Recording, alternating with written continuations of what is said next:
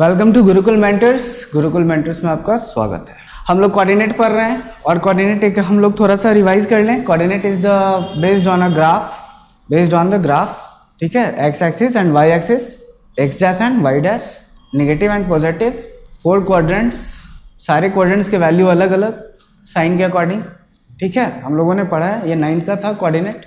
X के value को abscissa and Y के वैल्यू को ऑर्डिनेट बोला जाता है, ठीक है। ये सारी चीज़ें हम लोगों ने पढ़ी है। उसके बाद हम लोगों ने 10th का कोऑर्डिनेट स्टार्ट किया है। हम लोग based on area of triangle पढ़ रहे हैं। ट्रायंगल ऑफ एरिया से कैसे क्वेश्चन आपको रिलेट करेंगे, कैसे वो क्वेश्चन आपसे कहेंगे, कैसे आप उसको सॉल्व करोगे, ठीक है ना, एरिया ऑफ ट्रायंगल को बेस मान के। तो एक क्वेश्चन हम लोग के पास है, पिछले वीडियो में हम लोगों ने ये बात करी थी, अगर पॉइंट्स कोलिनियर है तो शो करिए कोलिनियर। तो उसके तरीके दो थे, एक डिस्टेंस फार्मूला और दूसरा था एरिया ऑफ ट्रायंगल, ठीक है ना। अब वो क्वेश्चन में थोड़ा सा इम्प्रोवाइज करें, और इम्प्रोवाइज करके उन्होंने क्या दिया कि अगर x2 coordinate of a, coordinate of b -3 -4 and coordinate of c 7 and -5 are collinear, अगर कोलिनियर है find the value of x, ठीक है। इसको बताया गया एरिया ऑफ ट्रायंगल के मेथड से। Area of triangle is equal to 0, ठीक है ना। आपको एक बैलेंस करने का एक जरिया मिल गया, area of triangle is equal to 0, ठीक है। इस क्वेश्चन को डिस्टेंस फार्मूला से बना सकते हैं या नहीं बना सकते हैं, आप एक बार ट्राई करना और कमेंट में मुझे लिख के बताना, ठीक है। सॉल्व हुआ कि नहीं, ठीक है, मैं भी ट्राई कर लूंगा, ठीक है।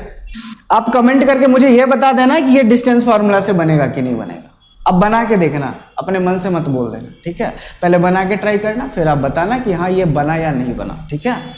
फाइंड एक्स, इसमें ये जो एक्स है, एक ये जो x के कोऑर्डिनेट जो उसने गायब करके रखे हैं, जो उन्होंने नहीं दिया है, वही आपको बोला गया क्या फाइंड करने, इसी x को फाइंड करना है। और वो कह रहा है कि ये तीनों जो पॉइंट्स है वो क्या है, कोलिनियर। अगर पॉइंट्स कोलिनियर है तो एरिया ऑफ ट्रायंगल क्या हो जाएगा, 0। मुझे बैलेंस करने का एक जरिया मिल गया, ठीक है ना। x + 4 = 0, यानी find the value of x = -4, positive 4, opposite side गया प्लस नेगेटिव में चेंज हो जाएगा, x = -4। तो मुझे कुछ जरिया मिलना चाहिए, मुझे कुछ कनेक्शन मिलना चाहिए। अगर डिस्टेंस फार्मूले के हिसाब से मैं सोच के देखूं तो शायद ये मेरा कहानी x खराब कर देगा, मैं बैलेंस ही नहीं कर पाऊंगा, AB + BC = AC। और अगर कर लिया तो क्वेश्चन या तो लीनियर में जाएगा या तो क्वाड्रेटिक में जाएगा।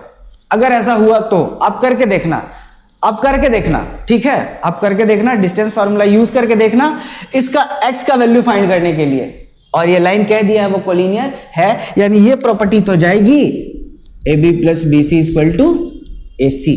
आप इस फॉर्मूले से करके देखना find the value of x, ठीक है। मुझे कमेंट करके बताना आपसे हुआ कि नहीं हुआ, ठीक है। अभी हम लोग चलते हैं बाय एरिया ऑफ ट्रायंगल से, ठीक है। तो क्वेश्चन ये कह रहा है कि find x for which points x and 2, -3 and 4 और 7 and -5 आर कोलिनियर। x का वो वैल्यू आप बताओ, x का वैल्यू आप फाइंड करके बताओ जिसके कारण ABC को कोलिनियर कहा जा रहा है। x का हर एक वैल्यू कोलिनियर नहीं होगा, x के यहाँ पे कुछ एक ही वैल्यू होंगे जो इस लाइन को क्या कर देंगे, इस तीनों पॉइंट को क्या कर देंगे, कोलिनियर कर देंगे, ठीक है ना। जैसे कहते हैं ना पॉलिनोमियल्स में हम लोग पढ़ते हैं क्या, जीरोस। हर एक इक्वेशन का सारे जीरोस नहीं होते। मतलब क्या है, मतलब मेरी कहने का मतलब ये हुआ कि हर एक क्वाड्रेटिक इक्वेशन, हर एक cubic equation, by quadratic equation के जो जीरोस हैं वो लिमिटेड हैं, उससे ज्यादा नहीं होंगे। यानी अगर किसी क्वाड्रेटिक इक्वेशन का अगर 2 जीरोस -2 और -3 है, -2 और -3 के अलावा कोई नहीं होगा। मेरे कहने का मतलब ये है, ठीक है ना। -2 और -3 ही उस कोऑर्डिनेट के क्या हैं, उस क्वाड्रेटिक इक्वेशन के क्या हैं, जीरोस हैं। -2 और -3, इन दोनों के अलावा कोई भी वैल्यू, कोई भी डिजिट उसका जीरो नहीं बन पाएगा, ठीक है ना। -2 और -3 ही सेटिस्फाई किया। अगर एक क्वाड्रेटिक इक्वेशन के जीरोस कहे गए कि -2 और -3 है, यानी कि बस वही दोनों वैल्यू हैं जो उस इक्वेशन को क्या बना सकते हैं, जीरो, और कोई नहीं है, ठीक है। उसी कंडीशन में x का भी यहां पे बहुत सारा वैल्यू नहीं होगा, एक वैल्यू होंगे जो यहां पे पुट करने पर ये लाइन क्या हो जाएगा, कोलिनियर, ठीक है ना। अगर मान के चलिए, अब थोड़ी देर के लिए मान लो कि मेरा x का मैंने सॉल्व कर दिया और x का वैल्यू आया है 2, यानी कि x के जगह केवल और केवल 2 रहेगा, तभी ये तीनों पॉइंट्स क्या होंगे, कोलिनियर होंगे, अदरवाइज नहीं हो सकते, यानी कहने का मतलब यह है कि अगर इस पॉइंट्स को कोलिनियर होना होगा, x अपना एक इंडिविजुअल वैल्यू देगा, हर एक वैल्यू उसको आके कोलिनियर नहीं बना सकता। ठीक है, तो चलिए देखते हैं। तो हम लोग एरिया ऑफ ट्रायंगल से फॉर्म करेंगे, और जब कहते हैं कि जब पॉइंट्स कोलिनियर होते हैं तो एरिया ऑफ ट्रायंगल क्या होता है? 0। अगर पॉइंट्स कोलिनियर हो तो एरिया ऑफ ट्रायंगल क्या होते हैं? 0। आप लोगों ने पढ़ा है, आप लोगों को पढ़ाया गया है। तो area of triangle is equal to 0 if the points are collinear. If the points are collinear, याद रखिएगा आप। चलिए formula 1/2 x1 y2 minus y3 plus x2 y3 minus y1 plus x3 y1 minus y2 equal to 0।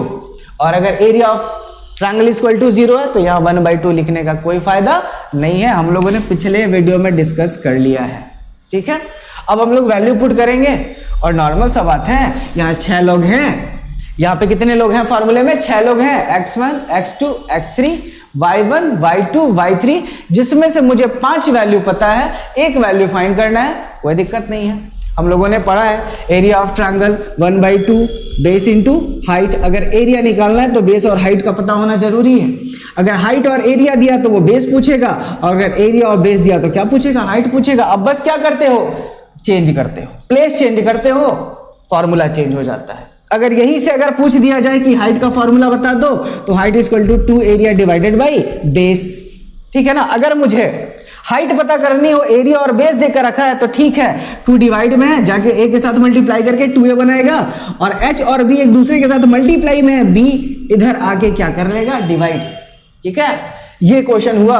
ये question होता है class 7th में, class 8th में, और इसी तरीके से रिलेट होकर आपसे क्वेश्चन पूछा गया कि लो मैंने तुमको 6 वैल्यू में से 5 वैल्यू दे दिए, ठीक है ना, एरिया ऑफ ट्रायंगल भी दे दिया, निकाल दो वो कोऑर्डिनेट। ठीक है, निकाल देता हूं। ठीक है, डेवलप करिए, ब्रेन डेवलप करिए, ऐसे काम नहीं चलेगा।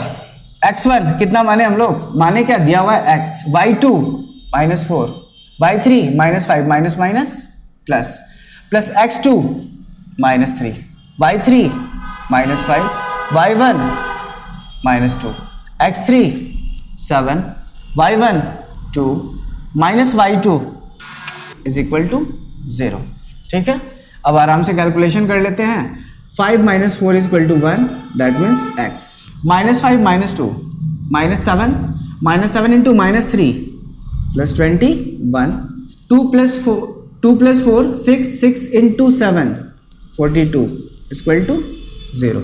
ठीक है, यानी x plus 63 is equal to 0, that means x is equal to -60। Value मैंने पुट किया, x1 x, y2 y3, x2 y3, y1 x3, y1 y2, मैंने सारा वैल्यू पुट किया। लास्ट में आप लोगों ने सिंप्लीफाई करा, x plus 63 is equal to 0, यानी x is equal to -63, यानी -63 x का वो वैल्यू होगा। यहाँ पे x का वैल्यू कितना जाएगा? -63। तभी ये तीनों पॉइंट्स क्या हो जाएंगे? कोलिनियर हो जाएंगे। ठीक है ना, तो क्वेश्चन आपसे ऐसे छोटे छोटे क्वेश्चन करेंगे, ठीक है ना, जिसको बेस माना गया एरिया ऑफ ट्रायंगल को। एरिया ऑफ ट्रायंगल के थ्रू आपने इसको क्या किया? सॉल्व किया।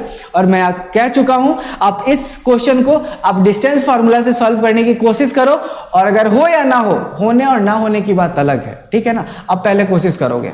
ठीक है, आप सबसे पहले कोशिश करोगे, जितना हो सके कोशिश करोगे, 1 2 3 जितनी बार हो सके। ठीक है ना, ट्राई करने से कभी भागिएगा मत, और 1 2 बार बना के आप ये मत सोच लीजिएगा कि अब हमसे नहीं होगा।